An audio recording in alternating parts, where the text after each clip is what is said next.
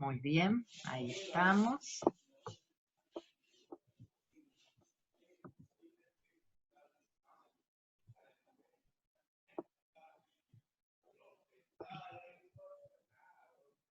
Ahí están viendo, chicos. ¿Se ve bien? Sí, profe. Muy Sí, profe. de 10. Entonces, lo que vamos a ver en el día de hoy es la fisiología cardiovascular. La semana pasada tratamos todo lo que es la anatomía o la morfología del aparato cardiovascular. Recuerden ustedes que el aparato cardiovascular es el aparato conformado por un órgano central que es el corazón y una serie de vasos arteriales, vasos venosos y vasos linfáticos que terminan drenando en las venas, que tienen la función de llevar los nutrientes, el oxígeno a todas las células y por otro lado traer de las células las sustancias de desecho como dióxido de carbono y otras sustancias que sean tóxicas para el organismo y deban ser eliminadas después por el aparato respiratorio o por el aparato digestivo, ¿sí? Incluso también por el aparato urinario. Bien. Entonces, ¿cómo se divide la circulación del aparato cardiovascular? También lo dijimos la clase pasada. La circulación se divide en dos circuitos a partir del corazón. Lo que entendíamos como circulación mayor, también conocida como circulación general o sistémica o de la nutrición, y la circulación menor o la circulación pulmonar o también conocida como central, y por otro lado, que no habíamos mencionado la clase pasada, un tipo de circulación especial dentro de la general, es decir, dentro de este primer grupo, un tipo de circulación especial que se llama la circulación porta o el sistema porta, que a su vez se subdivide en el sistema porta hepático y el sistema porta hipofisario. Son los dos sistemas porta que tenemos en el organismo. Bien, la circulación mayor, general, sistémica o de la nutrición, se llama precisamente así porque es la que se encarga de hacer recorrer la sangre por todo el organismo. Comienza con el corazón y termina en el corazón, el recorrido. Específicamente, el recorrido de la sangre va a comenzar en el ventrículo izquierdo del corazón. Esperen un segundo, voy a cerrar la ventana por el ruido de los perros, espérenme.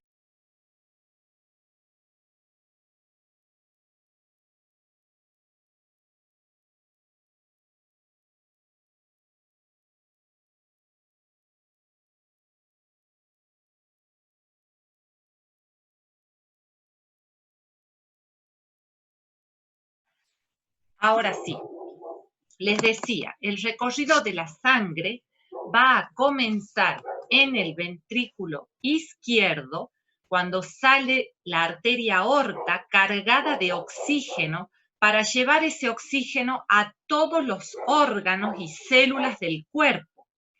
Esas ramas de la arteria aorta se van a hacer vasos cada vez más pequeños hasta llegar a los capilares, y a partir de estos capilares llegará el oxígeno a las células y desde allí, por unión denominada, ay, que no me va a salir el término, anastomosis, por la unión denominada anastomosis, se va a continuar con capilares venosos, a partir de los cuales se van a formar las venas, que van a traer la sangre carbooxigenada, es decir, con dióxido de carbono, producto de la respiración celular. Estos vasos van a ir aumentando de calibre, estos vasos venosos, hasta desembocar en las dos venas cavas. Una vena cava superior que va a traer la sangre de la parte superior del cuerpo y una vena cava inferior que va a traer la sangre venosa de la parte inferior del cuerpo, y estas van a terminar en la aurícula derecha del corazón. Entonces, la circulación mayor, sistémica, general o de la nutrición se llama así porque lleva la sangre oxigenada y los nutrientes a las células de todo el organismo.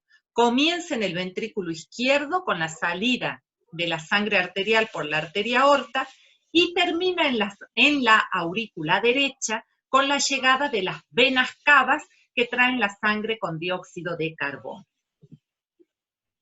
Por otro lado, la circulación menor o circulación portal o central va a estar conformada por la sangre carbooxigenada, es decir, que tiene dióxido de carbono, que va a salir del ventrículo derecho por la arteria pulmonar. Acuérdense ustedes que era la primera excepción a la regla, porque se llama arteria pulmonar, pero lleva sangre carbooxigenada, es decir, con dióxido de carbono. Y es una excepción a la regla porque todo lo que sale del corazón se le denomina arteria y todo lo que llega al corazón se le denomina vena. Pero en este caso, esta arteria que sale del ventrículo derecho lleva sangre carbooxigenada. Esta arteria pulmonar se bifurca en dos ramas, una para cada pulmón, y en los capilares alveolares de los pulmones, la sangre va a tener un fenómeno que se llama hematosis o intercambio gaseoso, donde se va a llenar de oxígeno, por un lado, que viene de la atmósfera, y por otro lado, eliminará el dióxido de carbono hacia la atmósfera. Esta sangre oxigenada va a venir por las 4 venas pulmonares que van a llevar sangre precisamente oxigenada a la aurícula izquierda del corazón. Aquí está la segunda excepción a la regla, porque estamos hablando de venas pulmonares cuando traen sangre oxigenada, pero se llaman venas porque ingresan al corazón. Todo lo que ingresaba al corazón se llamaba vena, todo lo que sale del corazón se llama arteria. Estas son 4 venas pulmonares que van a drenar esa sangre rica en oxígeno en la aurícula izquierda del corazón. Entonces, la circulación menor, pulmonar o central, se llama así porque es una circulación que solamente va a los pulmones, no al resto del organismo. Comienza en el ventrículo derecho con la salida de la arteria pulmonar y termina en la aurícula izquierda con la llegada de las 4 venas pulmonares.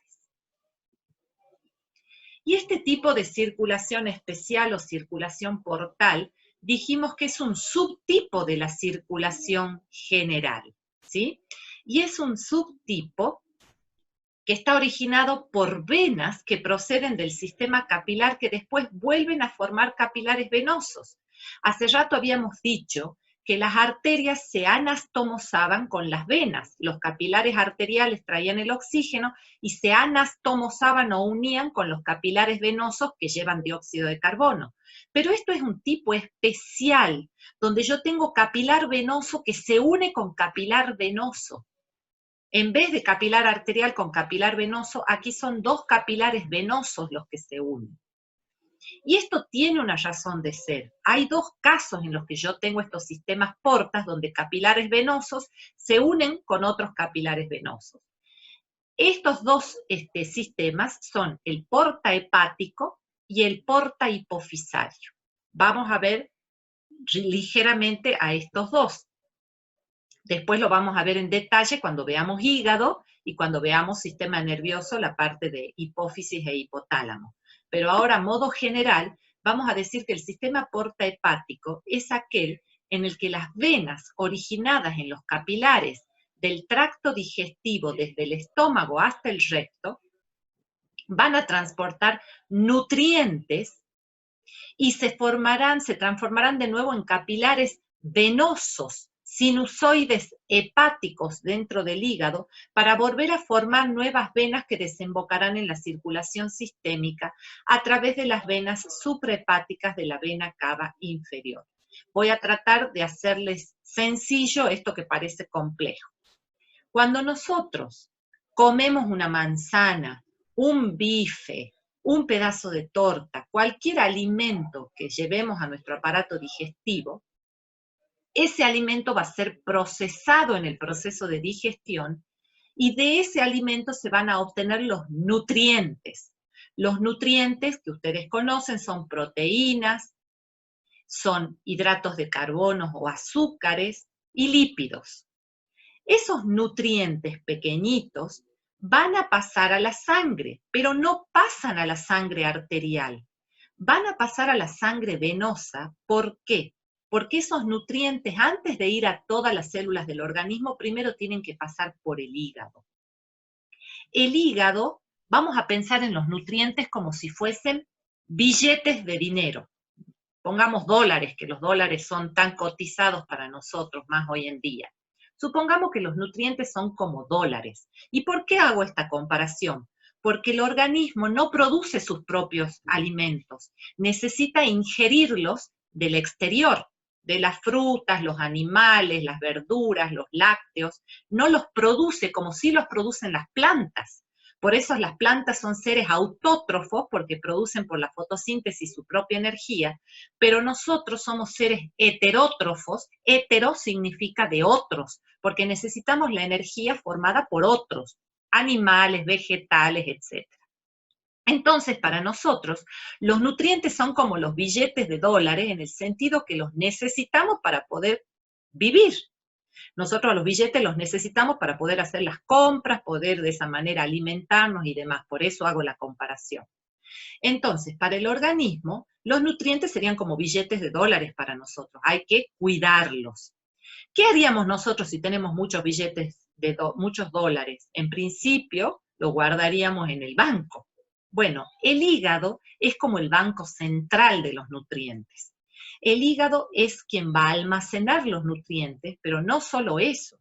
Además de almacenar los nutrientes, el hígado va a decidir qué hacer con esos nutrientes.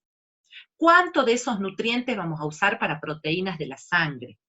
¿Cuánto de esos nutrientes vamos a utilizar para reparar tejidos dañados? ¿Cuánto de esos nutrientes vamos a utilizar para dar energía al cuerpo? Es decir, el hígado se encarga de guardar o almacenar los nutrientes y también de decidir qué hacer con ellos. Entonces, por ese motivo, es que cuando se absorben los nutrientes, absorbe quiere decir que los nutrientes pasan a la sangre, eso quiere decir absorción, el pasaje de una sustancia a la sangre. Cuando los nutrientes se absorben en el tracto digestivo, desde el estómago hasta el recto, como les dice aquí, siendo el intestino delgado sobre todo el que más absorbe por naturaleza, cuando los nutrientes son absorbidos, en vez de ir a la sangre arterial, van a ir por las venas al hígado, para que el hígado lo almacene al nutriente y decida qué hacer con él, y luego por estas venas suprahepáticas van a desembocar en la vena cava inferior para llegar al corazón, y ya desde el corazón sí hacer todo el circuito menor y después el mayor para que ese nutriente llegue al organismo en general, ¿sí? Ese es el motivo por el cual nosotros tenemos un sistema porta en el hígado. Y el otro sistema porta, que es el de la hipófisis, es debido a qué. Primero les explico a qué y después mencionamos lo que dice el Paul. El sistema porta hipofisario también, como todo sistema porta, es un sistema que comienza en capilar venoso y termina en capilar venoso, porque aquí necesitamos una comunicación muy estrecha entre el hipotálamo, que está en el encéfalo, y la hipófisis, que asentaba en la silla turca del hueso esfenoide, si ustedes se acuerdan de principio de año. La hipófisis es una glándula endocrina que asienta en la silla turca del esfenoides, y que tiene que tener una íntima relación con el hipotálamo, que es otra estructura del encéfalo, y para que haya una unión entre ellas dos, porque hay hormonas que van a circular del hipotálamo a la hipófisis, para que esta unión ocurra vamos a tener ese capilar venoso entre el hipotálamo y la hipófisis. Por ese motivo tenemos estos dos sistemas portas. En el caso del sistema porta hipofisario, la arteria hipofisaria superior, que procede de la carótida interna, se va a ramificar en una primera red de capilares en la eminencia media. Estos capilares van a formar las venas hipofisarias, que descenderán por el tallo hipofisario para comunicar hipotálamo con hipófisis y originará una segunda red de capilares venosos en la adenohipófisis. Por eso tengo dos redes de capilares venosos, las venas hipofisarias